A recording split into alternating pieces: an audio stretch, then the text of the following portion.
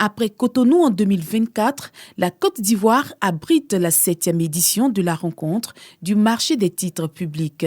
Un rendez-vous d'échange pour promouvoir le développement des économies sous-régionales, notamment dans l'espace UEMOA. Le premier objectif, c'est d'essayer de réfléchir ensemble aux meilleurs moyens de mobiliser l'épargne publique, de la collecter, de la mobiliser et de la catalyser.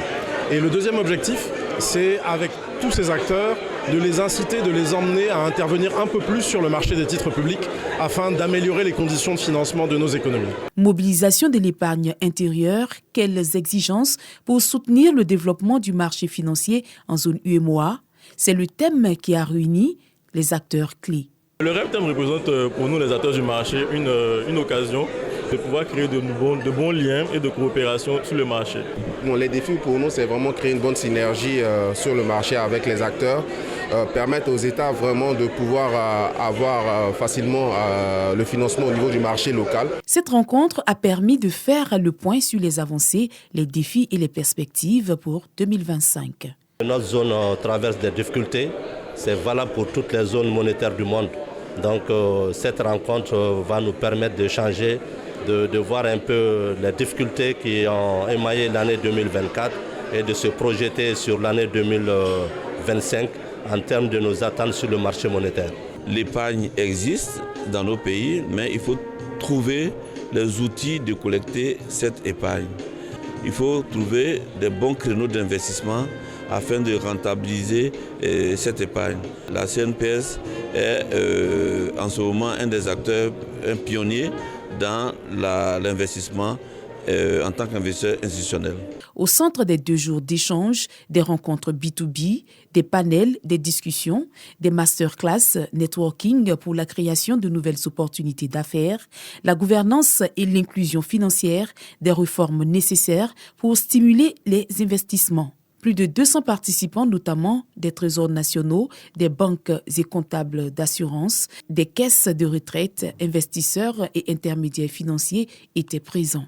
Selon le directeur général des douanes ivoiriennes, Pierre-Alphonse Da, l'objectif de recette de 3 325 milliards de francs CFA fixé par le gouvernement n'est pas hors de portée de son administration.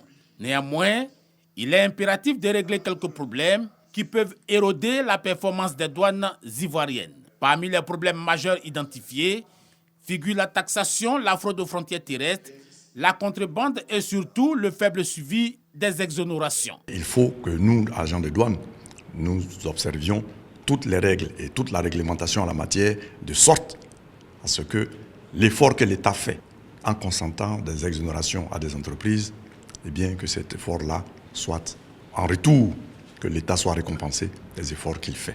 Tous ces ajustements devraient permettre d'optimiser les recettes, notamment pour les marchandises générales ainsi que le dédouanement des véhicules. Avec les efforts de disponibilisation des moyens financiers et logistiques, la balle est désormais dans le camp des agents appelés à davantage d'engagement. Le gouvernement nous a équipés comme moyen de contrôle non intrusif, tout ce qu'il y a comme moyen de surveillance des plans d'eau maritimes et lagunaires, tout ce qu'il y a comme maillage, n'est-ce pas, du territoire économique ivoirien, le contrôle au niveau des frontières. Pour l'exercice budgétaire 2024, ce sont 2 728 milliards de francs CFA qui ont été collectés par les douanes ivoiriennes.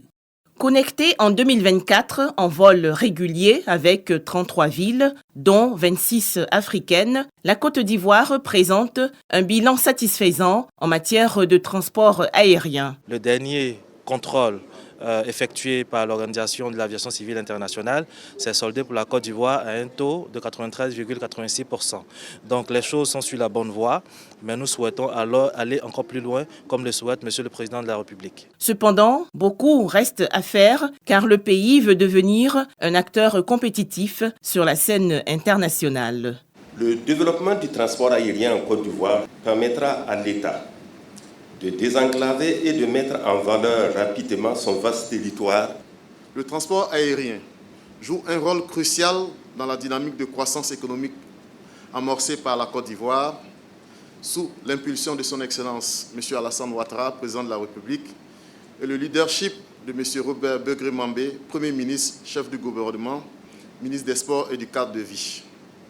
C'est pourquoi le gouvernement à travers le ministère des Transports, a décidé de se doter d'une politique nationale robuste pour le développement du transport aérien, adaptée aux nouvelles réalités. Pendant 2 jours, des compagnies aériennes, agences de voyage, entreprises du secteur aérien et autres usagers vont échanger leurs expériences et faire des recommandations. En 2024, l'aéroport d'Abidjan a enregistré environ 3 millions de passagers contre 2 331 917 en 2023, soit une augmentation de 8,7%.